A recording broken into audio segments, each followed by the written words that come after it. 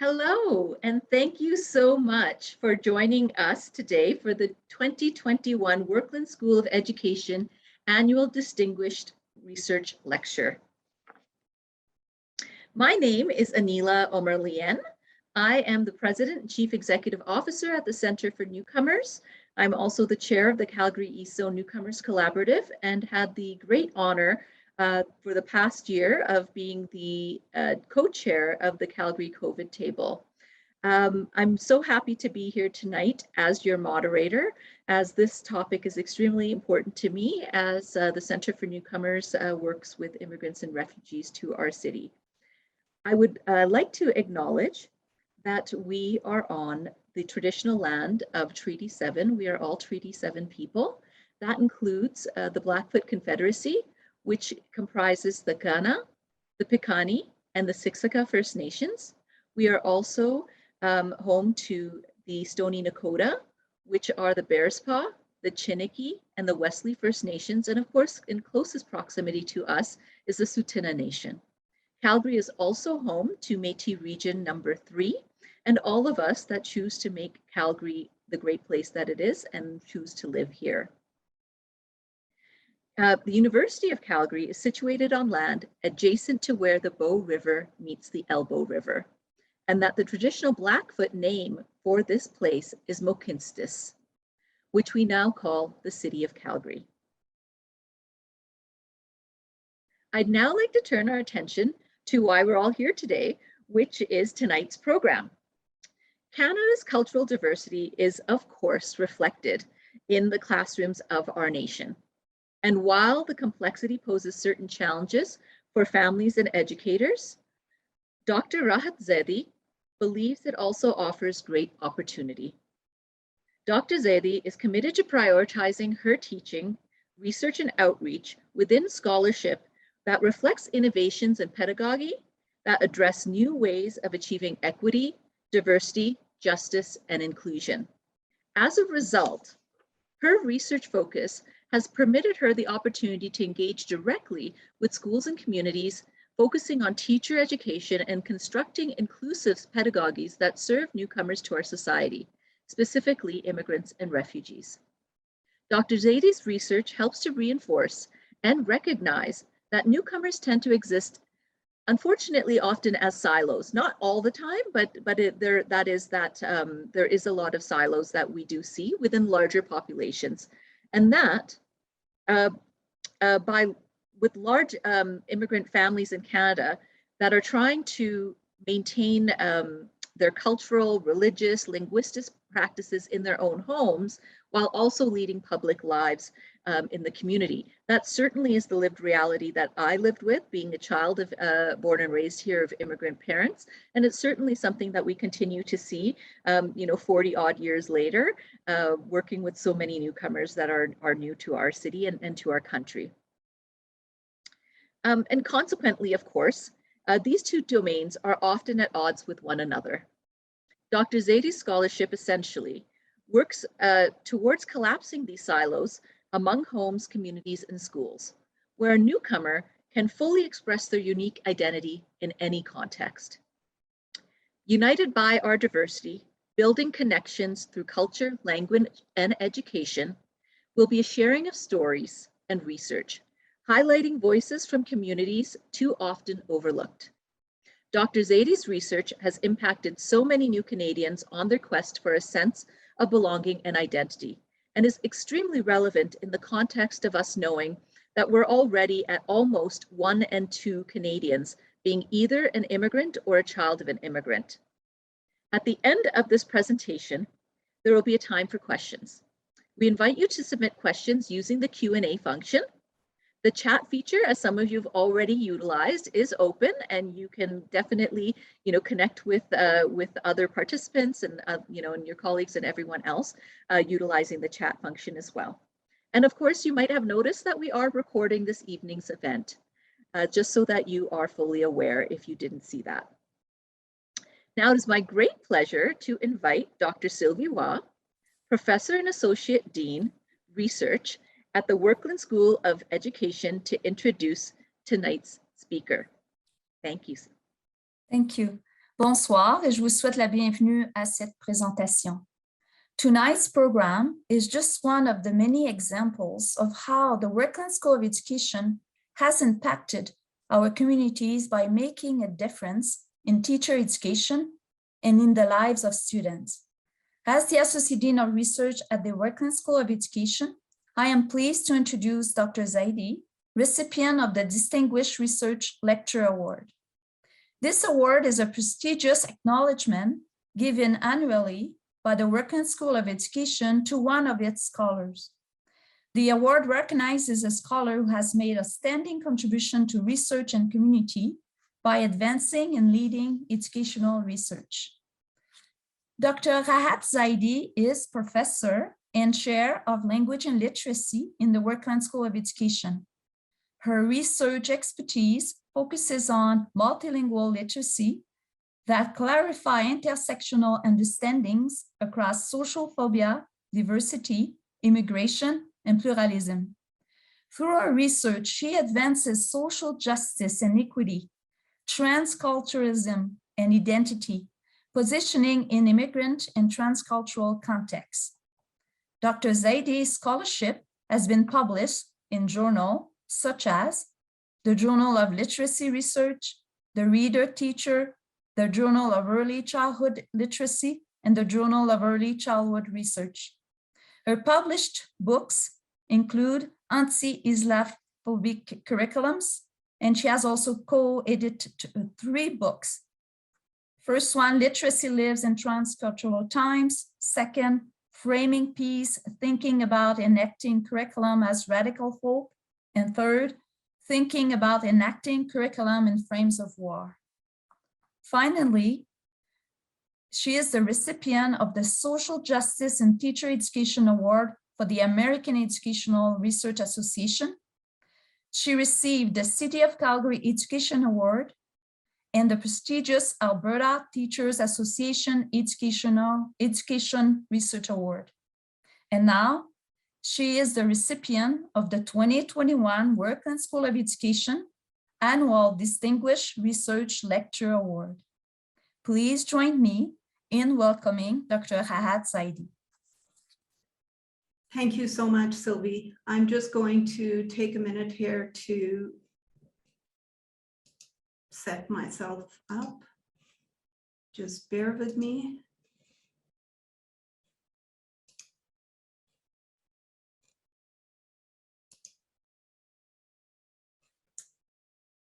Okay, so thank you so much for this honor and for the wonderful and warm introduction, Dr. Roy. Thank you, Anila, for agreeing to MC tonight's discussion. I could not have asked for a better person than yourself, a leader in our community. Last but not least, I would like to acknowledge my family. Thank you to all of you for your love and support. Tonight, Building Connections Through Culture, Language, and Education will be a telling of my research that focuses on systemic change and improving quality of life for newcomers or immigrant families by breaking down silos between schools and the education systems, culture, and society to bring about a sense of belonging and positive experience in school and in life. What I mean by this is that my research revolves around trying to alleviate the disconnect that so often occurs between immigrants' public and private lives. This presentation will focus on identity as a crucial element, and I will share both personal and professional accounts of becoming an academic of color in the Canadian landscape. I will also share briefly the role that language plays in shaping who we are as individuals and families, and why this is foundational for schools to optimize relationships of trust with people and families new to the country. So let's begin. I'd like to begin by sharing a quote from a book I published a few years ago with Dr. Hans Smits. We talk about radical hope and imagination. And what we say is that the notion of radical hope is requiring certain ways of being and acting in the world the exercise of practical reason, of courage, of imagination, and of acting well towards others. So I began my journey as an academic in the shadow of the events of 9/11 and the subsequent wars in Iraq and Afghanistan. At that time, I was highly influenced by Judith Butler's argument that our society has essentially placed itself in a new global reality of war, and this has led to a demonization of certain groups of people. Today, we are living amidst a general sense of anxiety, and hence the need to talk about radical hope and imagination, and how this requires courage, imagination, and acting well towards others. Being a South Asian immigrant to Canada has given me the opportunity to live my own research. I have felt the pull between my public and private identity, as have my children. I'm what the poet Derek Walcott calls a fortunate traveler, someone who encounters ambivalence, dualities of worlds, even a sense of displacement at times. Nevertheless, I learned how to understand my own story, carve out my own professional identity, and integrate that redefined identity into the dominant culture without compromising who I was. So I'm going to begin by sharing a little bit about myself, because I think that forms the framework for today's discussion. We all come from somewhere, and this somewhere frames the way we position ourselves in life. So my life is embedded in cultural contexts from different parts of the world. So you see the map of the world with all these different yellow tags that signal the different countries that I have lived in. So I'm the product of 3 generations of migration across the subcontinent, North America, and Europe. And now I raise my 2 Canadian-born girls in Calgary. My lineage is marked by these stories of migration. I was born in England to parents of Pakistani descent. I was then schooled in Iran for a number of years, where I was raised trilingually, and I attended a Farsi-speaking school. At a young age, I developed what is now referred to as translanguaging, where I navigated Urdu, Farsi, and English, depending who I was speaking to.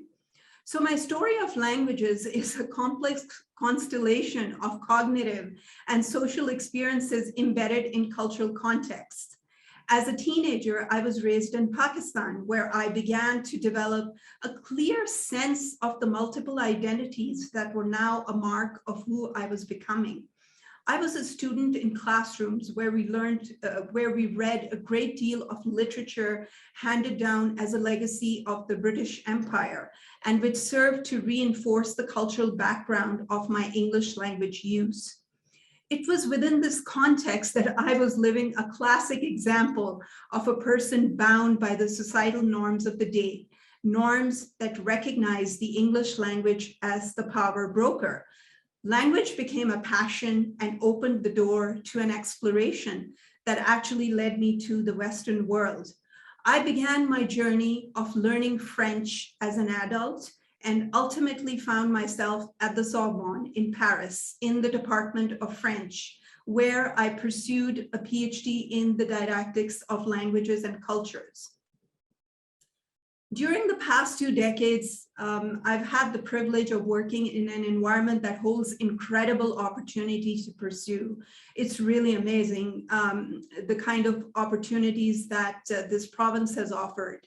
And Calgary's demographic is a dynamic and diverse research field that has truly enabled me to open the door to innovative pedagogy.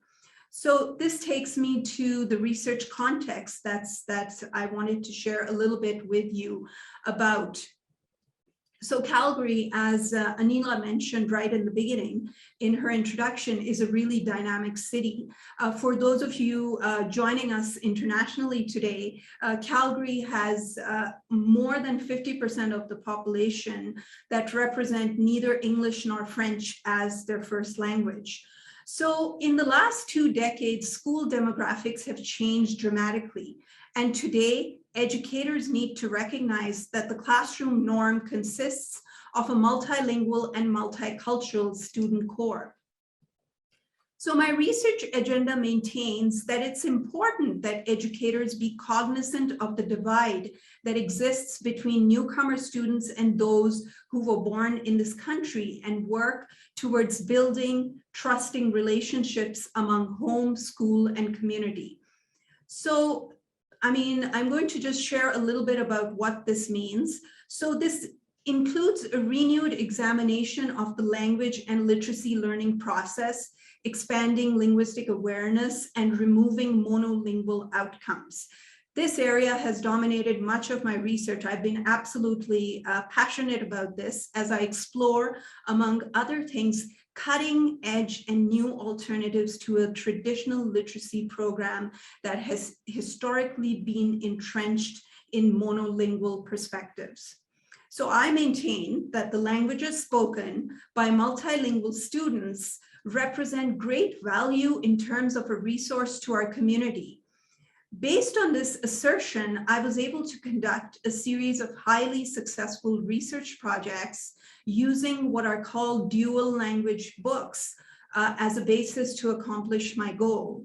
And I've worked with so many of you who are attending this webinar today out there in the Calgary Board of Education and beyond on this project. For those of you joining us tonight who might not know what a dual language book is, it's a book that's published in 2 languages. So essentially what's unique about this particular genre is that each title is published in up to 28 different languages, which is absolutely phenomenal because this provides the basis to do so many different things in classrooms. So my interest has been to work with families, with parents, with grandparents, with settlement workers, anybody who's multilingual, to bring them into schools and to invite them to be readers for the young children attending elementary classrooms in the Calgary context and beyond. Now, the research and many of these publications will be shared with you in the chat box as I'm speaking, but essentially research has determined that dual language books have a positive effect on literacy achievement, motivation, and family involvement in children's schooling. So in a large scale mixed study, quantitative, qualitative study, what we found was extremely interesting. Statistical analysis indicated that children who were read to using dual language books written in languages like French, Punjabi, and Urdu demonstrated significantly greater gains in graphophonemic knowledge than children who were read to in English only. And this was one of the few studies led worldwide within the elementary context where there was a qualitative and quantitative analysis done to get to this point. So this gain occurred specifically in children who spoke the targeted languages at home. Children who did not speak the targeted languages were not negatively affected. And that's a key result that I want to focus on. That is, it will not be at the detriment of English to basically learn a second or a third language in the younger years within mainstream literacy programming. So it was an extremely interesting intervention that has taken many, many different forms. And I'm just going to focus on one example that I think speaks very nicely to some of the points that I'm trying to make tonight. So before I move to the next slide, I'd just like to highlight all the teachers from the Calgary Board of Education. Some of them, you can see them up there this evening on the slides, the families that participated and the young children that have been at the heart of this work. I'd really like to thank all these people. So I'd like to now talk a little bit about what marks our world today. So there's the issue of transnational integration and population mobility. We have people coming from all parts of the world in our schools, in our classrooms today. And I'd like to share with you the story of Sarah. So Sarah exemplifies many of my research participants. She is a multilingual, newly arrived student in Canada with limited English. As a student new to the Canadian system, Sarah is anxious to make friends. And these slides illustrate some of the feelings that many of the students are experiencing as they navigate their new home. So Sarah is originally from Pakistan. She came via Germany to Canada, and she has been placed in a grade 5 classroom. And Sarah is really sad. She's trying to make friends, but she's finding learning English a bit challenging. And so she's lonely and she's desperate to make friends. And we have the dual language book reading project happening in the school. And Mrs. Appleby, the classroom teacher, is very much aware of Sarah's struggles. So as a response to the dual language book reading that's going on in the classroom, Mrs. Appleby invites Sarah to write a story in a language of her choice. And I'm going to just highlight a few of the things that you can see up here. So Sarah comes to school and only speaks German. And I'd like to invite the audience to think about why Sarah thinks that she only speaks German and what are the other languages that Sarah can actually speak. So Sarah feels sad and Sarah feels akela, which is alone in the Urdu language. And she's actually transcribed it pretty well here in her story. Mrs. Appleby talks to the class about learning other languages. Sarah starts a new German club. The kids learn a new language and Sarah is khush, happy. So such initiatives, needless to say, promote an understanding of multiple dimensions of language, enhance communicative and intercultural competence, and help to develop reflective capacity for all learners, whether it's the teachers, the guest readers coming in, you're bolstering critical home school community connections by inviting different languages into the classroom. And I'd like to highlight that in this case, for the teacher, the dual language book reading initiative represents an opportunity to learn and teach about different languages in a creative manner with attention to concepts outlined within the English language arts curriculum. The student participants were able to capitalize on their first language, and the development of translingual and transcultural competency was happening simultaneously. So this is not an on-off switch, but rather a lifelong process of engaging with different communities meaningfully.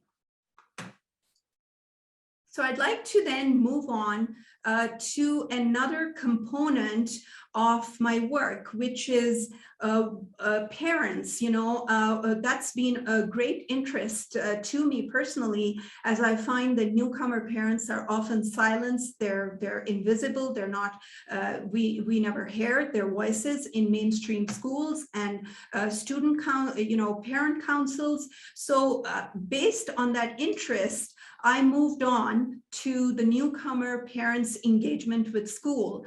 And this is kind of tied into the current global crisis that have impacted and created a greater awareness around marginalized communities, including newly immigrated refugee families whose resettlement process inevitably intersects with the school system. So upon reaching their respective safe havens, many refugee families experience inevitable cultural and linguistic barriers, which are exacerbated by racism, academic and social exclusion, as well as a lack of administrative help. In short, they're typically not afforded the same rights and respect as mainstream citizens. So simple observations like an accent can be enough to create a barrier. These parents, because of their challenging integration into mainstream culture, actuate different emotional reactions, including a lack of confidence that manifests itself through social withdrawal, feelings of being the outsider, low self-esteem, anxiety, and a general discomfort with speaking the majority language. So given this context, really, I was interested in working with newcomer parents. And one of the projects that I'm going to talk a bit about right now is funded by Alberta Education. I would like to acknowledge the Calgary Board of Education, my partner from CBE, Christine Oliver, and Professor Tom Strong from the Workland Education, School of Education. So we conducted a study with parents from Syria and Iraq, and the study centered on the particular experiences of Arabic-speaking refugee families in Calgary, Canada, as they engaged with the public education system. So we focused on the literacy, English, and academic development program aimed at refugee English language learners with limited formal schooling. We analyzed opportunities for enhancing the relationship between parents and teachers, and we suggest ways that schools can optimize parent-teacher collaboration. So the data was really interesting, and some of the questions that we looked at were as follows. What are the challenges and barriers to optimizing refugee parents' engagement with their children's school?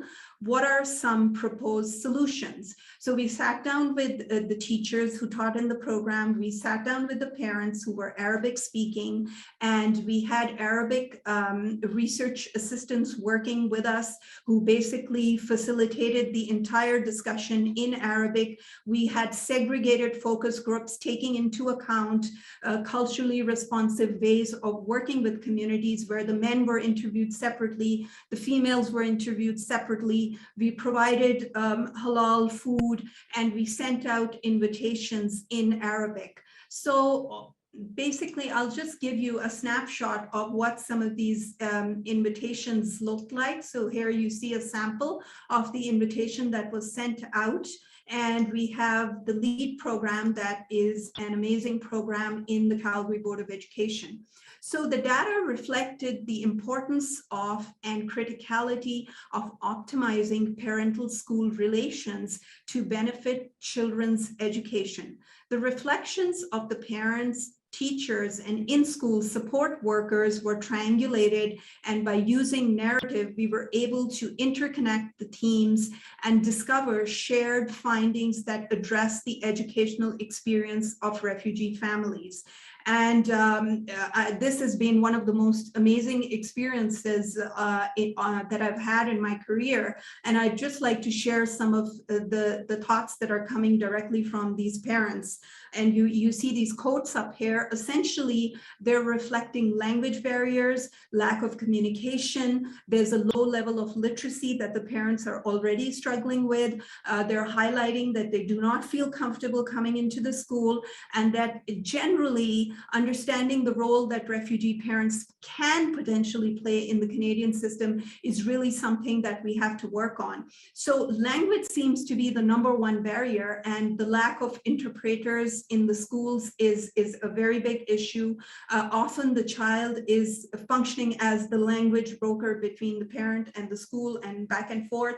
And this quote, I think, really sums it all. So I feel like I'm falling through a well and need a rope to hold on to so I can get out. It's difficult to speak to school staff and doctors with the language barrier. I have 9 children.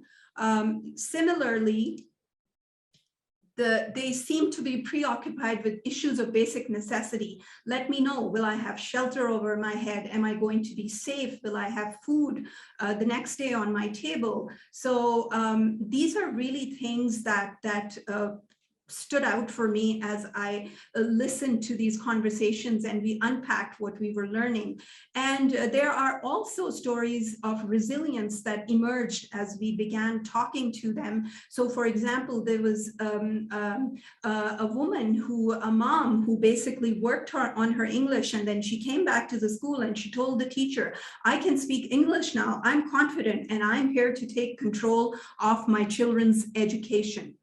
So moving on then, we made recommendations for province-wide initiatives to support refugee and immigrant students and families in schools. There is an obvious need for explicit programming to support refugee and immigrant youth. So mandating, for example, province-wide standardized programming, staffing qualifications that address linguistic and psychosocial needs of newcomer youth and their families.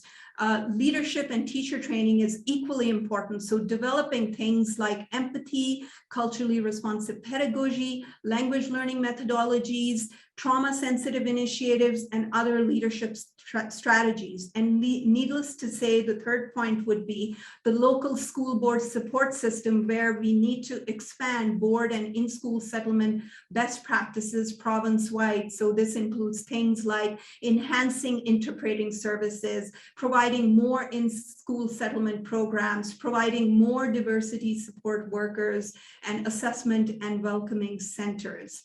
So my interest then moved on from this. It kind of continues to expand, and I'm going to try and give you a sense of what's happening right now. So I have 3 current projects and I'm going to just share really briefly snapshots from these projects. I'd like to mention my co-investigator, Dr. Anusha Kasan from UBC, and the brilliant filmmaker Nina Sudra, who's a local Calgarian.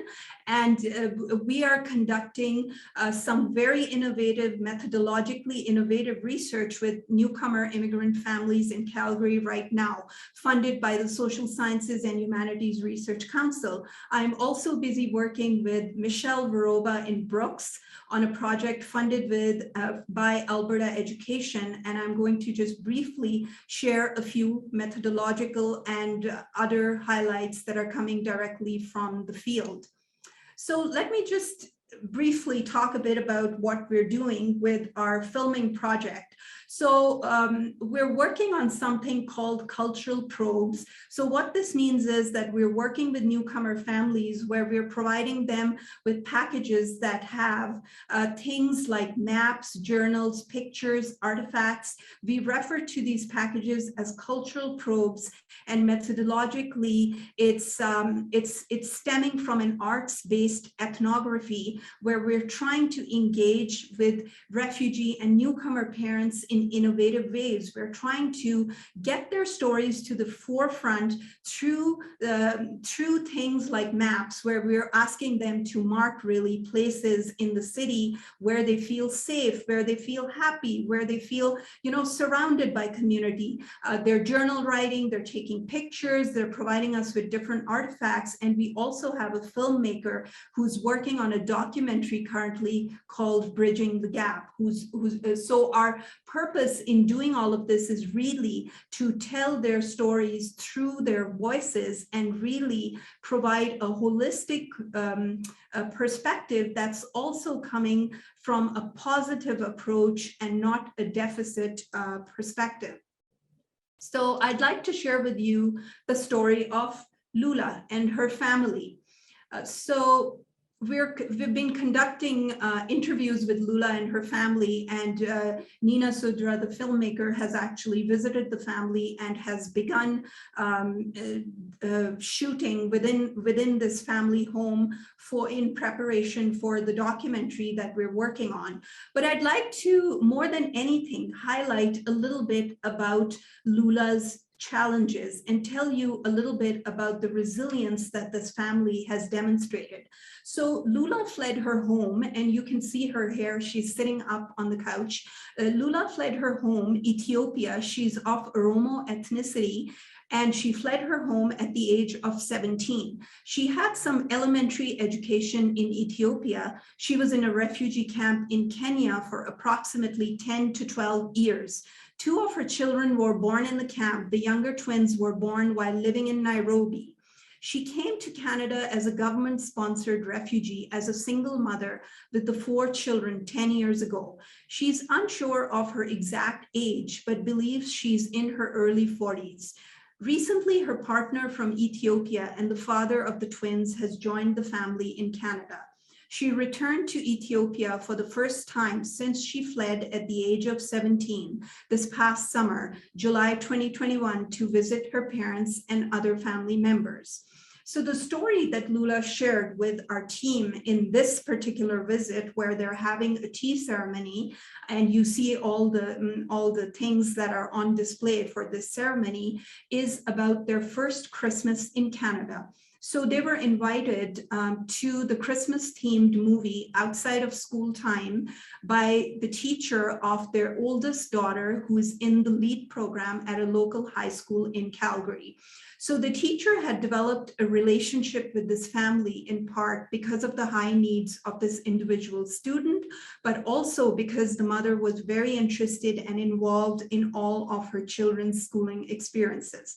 So the story they shared with us at this particular moment is that it was the first time they were invited to a Christmas celebration where they watched the movie Elf. So they were introduced for the first time to Santa, and they were provided with the background of who Santa is, why does he wear a red jacket, and they were provided an introduction to Elf. So they got to know about Santa, they got to know about Elf, and they enjoyed popcorn that they'd never had before. And they correlated, they found out that, you know, as you watch a movie, this is something that, you know, Canadians or people in North America or or different parts of the world do. They enjoy popcorn as they are watching a movie.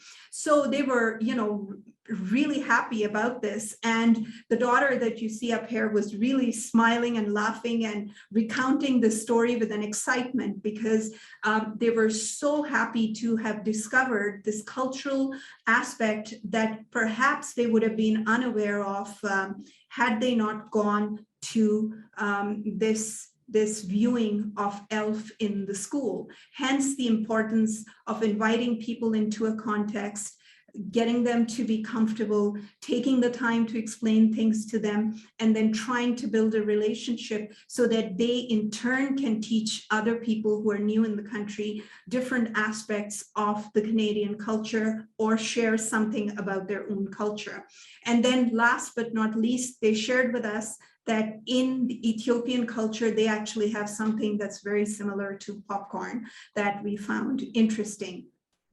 So this brings me to another aspect that I'd like to share with the audience this evening. So I'd like to share a student participant's sentiments that are coming out of a research project that's currently underway in a high school in Alberta. So I introduced to you Fatma. So I would like to share Fatma's sentiments around her experience of going to school in Canada. So Fatma is but one example of hundreds, maybe even thousands of students who have recently immigrated to Canada or were born of immigrant parents and raised on Canadian soil. Her observations are really eye-opening. So I'm going to just read this quote to you. So sometimes people can ask kind of weird, not necessarily invasive, but interesting questions. Like when someone wears a hijab, they're like, why do you dress like that? Don't you get super hot? Do you even have hair under there? Then the questions get more offensive, like veering into just stereotypical territory. I think that it's not necessarily our jobs to educate people on why we do what we do. And Google and free resources exist for you to do that. But I also think that it's important that maybe the school or just necessarily like student council or something can take steps to enlighten other people as to why we do what we do, because it shouldn't be everyone's individual job. It should be the job of the place around us. And I really want to emphasize this. It should be the job of the place around us. So that brings me to my next point, and I'd like to share this story with you. So I was approached by Michelle Baroba, who is here in the audience today, an assistant principal at Brooks Composite High School in Brooks, Alberta, about 1.5 years ago. And both the principal and the assistant principal shared this with me. They said students are together in our high school, but they're not really together. So that really struck with me. This high school has, I think, about 25 to 30% Muslim population. There is a meat packaging plant near in the town of Brooks that's actually known as the town of 100 Hellos. And essentially, there is a huge diversity within this high school, and they're grappling with issues of racial tension that, I mean, we have to admit this has been a worldwide pandemic that seems to have been exasperated with the pressure of COVID-19. They have had incidents of racism, and basically the students, particularly the Black students, are hurt, they're confused, and they're feeling isolated, and they are working hand in hand with the administration and teachers to discuss how to move forward. What is striking to me in all of this is the role that the administration has played, the phenomenal role, both the principal and the assistant principal, the impact that they have had and the insights that they have had and the empathy that they have demonstrated towards their diverse student populations is exemplary. So the kind of work that they're doing in collaboration with myself and this wonderful research team of graduate students that you can see up here on the slides basically entails having conversations with these students about race, about culture, about religion, about community engagement, about trying to understand what the nature of the challenges are within the school community as well as outside the school community. And these students are now forming an advisory group, and they are going to take the world by storm. This administration has really got it right. So it's a holistic school approach that encourages these students to feel safe and say, speak the truth in front of the administration and basically ask for help and seek positive and constructive ways of working together so we can all be united. So it's a very constructive conversation that's happening. So essentially that brings me to a final point that I'd like to make. So moving forward, I'm advocating for systemic change, providing positive experience and understanding of differences, improving the quality of life for immigrant families and others, enhancing, bringing about a sense of belonging and identity. So I'd like to end today's presentation by a viewing of a trailer. So I'm very proud to share some details with you about a documentary film project entitled Bridging the Gap.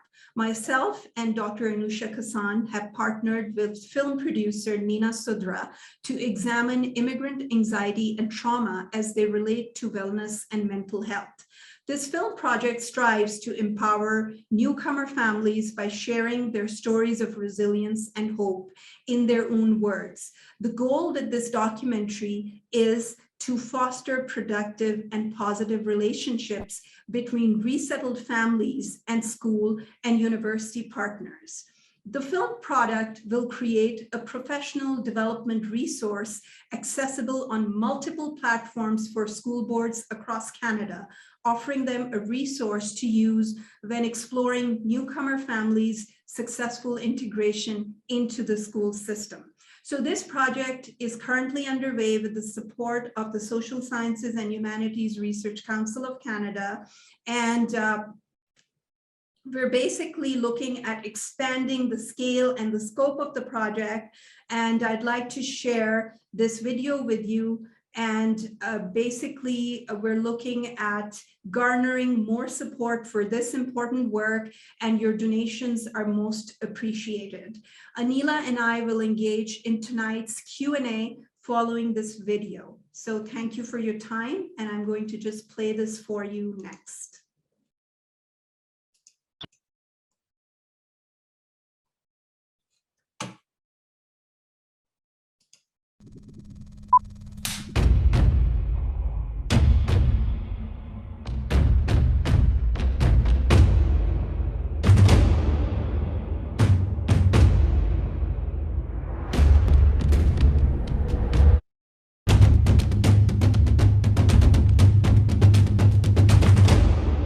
One of the biggest challenges that families face coming into Canada is language barriers, cultural barriers, not to mention the issue of mental trauma and anxiety that many of these families have undergone in order to make it into a country like Canada.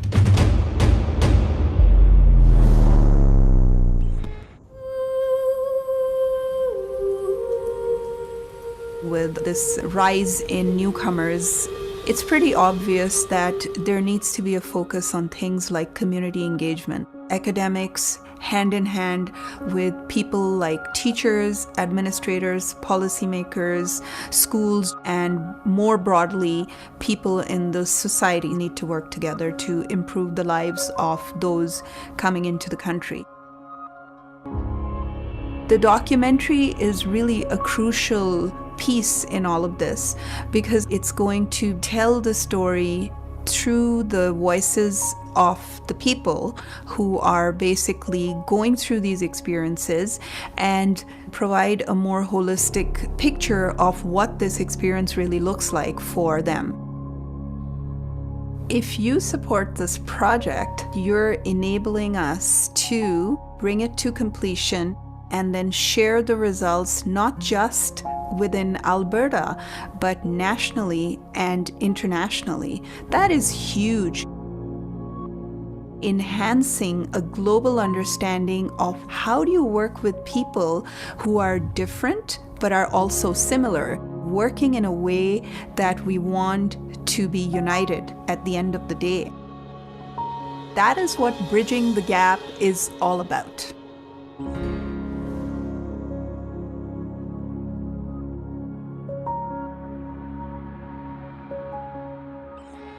Thank you so much, Rahat, for your presentation. It was really insightful and also honestly quite emotional for me, right? Being a child of immigrants growing up, born and raised here in Calgary, coming from a similar background as yourself, father from Pakistan and a mother from India, and then growing up here and you know, now working with newcomers. You know, many things have changed over the course of the last 40 years, but then some things haven't changed at all, right? And so I'm so grateful for the work that you're doing to create better lives for all of our children in Canada. And hopefully that will help us in terms of other jurisdictions and other places as well. So to all of you that are listening in, watching us today, thank you for being here. Just a reminder that if you do have a question for Rahat, to please put it into the Q&A. There are a couple of them that I did answer. So there are a couple that have written answers to them. If you'd like more clarification on any of that, then please do let us know. But I'm going to start off by looking at some of those questions, and I'm going to ask you some of those, Rahat, to see you know, what your insight might be. You know, we've got a few themes going here in terms of our questions that are being asked, right? And some of those are really personal to lived experience of teachers that are actually in classrooms and wanting some advice, and some of them are much more in terms of systemic issues that are in our community and what we could do. So I thought maybe we could start a little bit with some of those lived experience pieces. And so one of the questions that was asked is, I'm a young teacher who is excited to work with diverse students, but I fear misrepresenting or appropriating their culture. What do I need to do to be aware of, and what guidance can you offer in this? That's so interesting. You know, people are always afraid of approaching culture, and one of the typical stereotypical responses that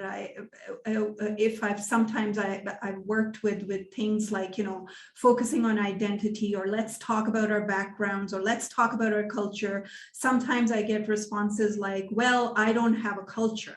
What do you want me to talk? What do you want me to say? And my response in my seminars is, we all have a culture. We all have a background. So I think this is just one of those myths that we have in our mind, that is asking a question is going to basically upset the other person. But I think it's okay to take some risks. And, you know, there's intuitively, you will be able to basically, you know, ask yourself and the other person the right sorts of questions. So coming back, for example, to that quote I shared about this high school student who wears the hijab, and she feels that she's really tired of telling people why she wears the hijab.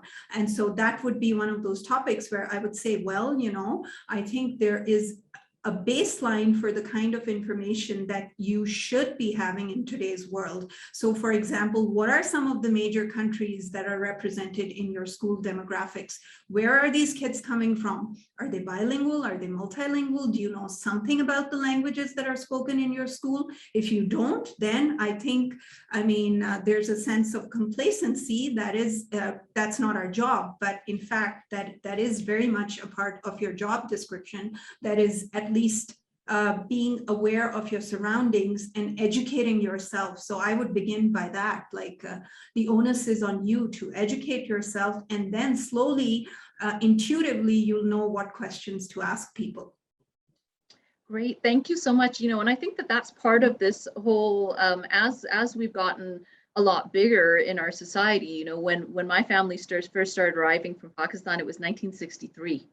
And there was nobody else here that looked like us or had that kind of family background or anything like that. And I think one of those things is, as we have grown and become so much more diverse, there's also much more of an awareness. And then that also leads to that, you know, kind of anxiety or kind of not wanting to offend or not wanting to create those issues. And one of the things that, you know, I think what you're trying to say, Rahat, is that where, you know, it's very difficult to offend people when you're coming from the intention of wanting to learn, right? Because people can see through that, and people can see that you're actually wanting to create dialogue and help. Yes. And that leads to my second question that we have here in terms of personal experience and working with teachers, working with families, is someone says, I'm having a difficult time building a relationship with the parents of some of my newcomer grade 4 students. What advice or tips can you offer me? So a few years ago, I worked with the Roma families in an area in Toronto, inner Toronto, where they had Roma Hungarians and parents from different parts of the world. They were not engaged with the school at all. They were completely invisible. And so to bring them in, we had a story sharing kind of activity once a week, where we used these books that I was talking about, dual language books, and we strategically picked topics that would be interesting. These are children's books, very simple. We're dealing with parents whose literacy is fairly low and their self-esteem is low and their English is not very fluent. So they came in and we began always with ourselves. That is, we put ourselves in the hot seat and we said, okay, we're going to read this book to you today and we're going to talk about ourselves. So for example, how did you get your name? Who named you? So we went around, we talked about different aspects of culture. So names, for example, things like names or celebrations or things that make you happy.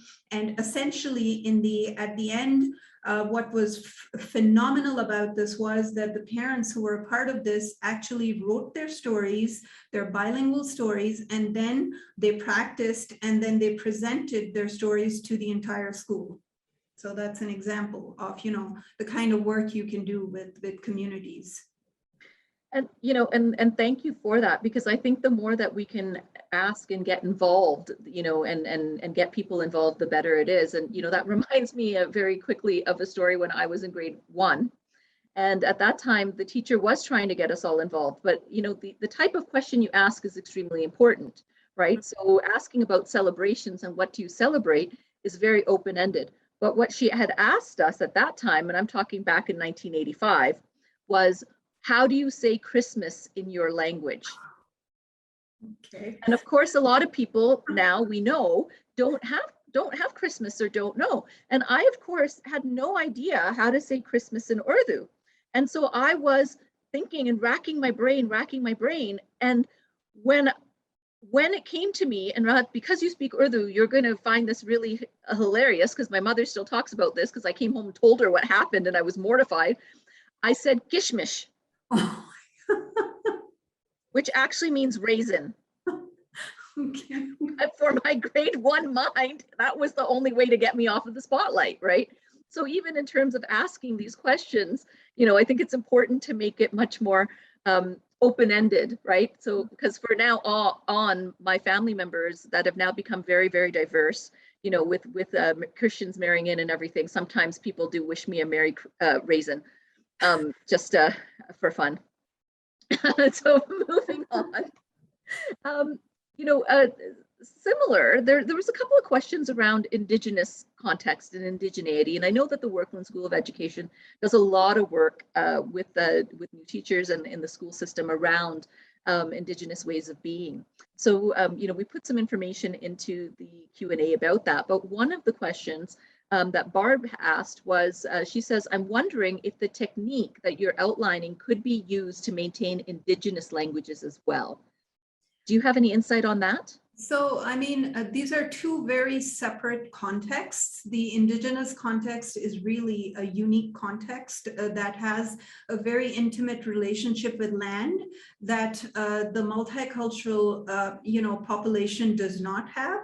So we don't have that history and that connection to land. We will probably, when we're long gone, when Anila and I are done and over with, they will probably be generations after us that will have that connection to land. So I wanted to emphasize that. However, that said, in my own work, I have worked with people in the Indigenous context on things like language revitalization. So that definitely is something where there are parallels to be drawn. That is, there are some rules that apply to every context. So for example, identity empowerment, a focus on identity, things like using strategies like storytelling, working on things like identity texts historically, and building, a compilation of stories is definitely something that is applicable, and both contexts can learn from each other in terms of, the unique strategies. Wonderful. Thank you so much. I think it's so important because often, unknowingly, ethnocultural communities and newcomer communities and our Indigenous communities are lumped together, even though there's very different context and very different, ways of being, and historically, especially very different context, right? All of us chose to come here or needed to come here for whatever reason, but this has always been the land of our Indigenous peoples, and there is no other place that they are. So, very interesting. So just to let everybody know that we have, the powers that be have told me that we can go on until 8:05. So we do have a couple more minutes, and maybe we can answer one more question. And so there's a lot of questions around here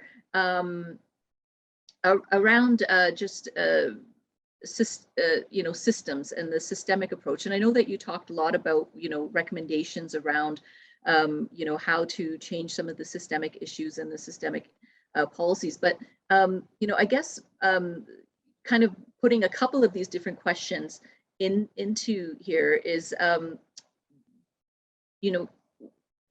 what do you see in terms of, people are asking, like, from when I was a kid, right, 40 years ago or 30 years ago when I was in school, to now, what has worked, and more importantly, what hasn't worked, and what needs to continue to change at that systemic level. And maybe you spoke a little bit from that government side and some of those policy sides, but maybe even some things that teachers could do in the school system right now, or educators could be able to do. Like, are there some things that you could talk about that might be a little bit more tangible? Often people call that low-hanging fruit to be able to help that systemic change along. So you could, so for example, for neighborhoods that are where the demographics are very, very specific, and you kind of know the sort of languages that are represented in the neighborhoods, the schools could approach it from a holistic perspective and have initiatives that actually become school-wide initiatives. So I'm not just talking small case study kind of things that teachers would do within classrooms rooms behind closed doors, but really the entire school working together. So for example, a deliberate focus on the languages that are represented in the school, and having activities that focus on, so what are the languages that are a part of our school? How many languages do we have? So looking at it from an additive perspective rather than a problematic perspective, and saying, oh, you know, we're dealing with people who don't speak English, but you're actually dealing with emergent bilinguals who already have a language or two in their pockets. So so it's really something that is very positive from that perspective. And then critical language awareness means that teachers, as part of their teacher training, should take an interest in the linguistic diversity around them, and should be interested and invested enough to focus on that deliberately. And there is a place for languages within mainstream English language arts curriculum. So I want to emphasize that you can actually teach English through a multilingual lens. And you can have those conversations about things like Christmas that Anila alluded to earlier in a way more open way, so that Christmas is one of the many things that you're focusing on, and is not the only ultimate, you know, celebration around you. Then another thing that comes to my mind at the high school level is the kind of things that the Brooks team is working on, which is having a very deliberate focus. Those students are adults. They are happy to sit down with you and tell you what they're thinking, and then they're intelligent enough to come up with solutions. They know a lot of things. And so if you have those conversations with them, there are going to be so many different solutions that they're going to point the administration towards. So the administration needs to be open to having these conversations, and they have to have that positive attitude where the students feel that they're really safe and they're able to come and, you know, talk about these things. Thank you so much for that, Rahat, because I know there's been a few questions around our Alberta curriculum and what we can do specifically for that and around that, with all of the, you know, various problematic nature often of some of those pieces of the curriculum and what's going into there, especially with the diversity, equity, inclusion lens. So you know, I think that's a really wonderful building block to be able to start on as people continue to do their advocacy work. But unfortunately, I wish I could talk to you, and I'm glad and very honored that I can continue this conversation on with you at another date, hopefully over a coffee or tea. But we do need to close off this lecture tonight. So I really wanted to thank you for being here, for your insight, for your expertise and your passion for this work, and also for the courage to share your personal experience, because it's not really always easy, you know, and especially a lot of us in the BIPOC community are often asked to share, you know, our personal experiences and who we are. And it can become very tiring to always have that emotional kind of a response. So for you to be able to blend that in so wonderfully with your research and to be able to help people, you know, I'm truly grateful in terms of the work that I do, and also as a child of immigrants and as a person of color in Calgary growing up in the system. You know, I'm just so grateful that things can improve for our younger generations because of the work that you're doing. So very grateful for that.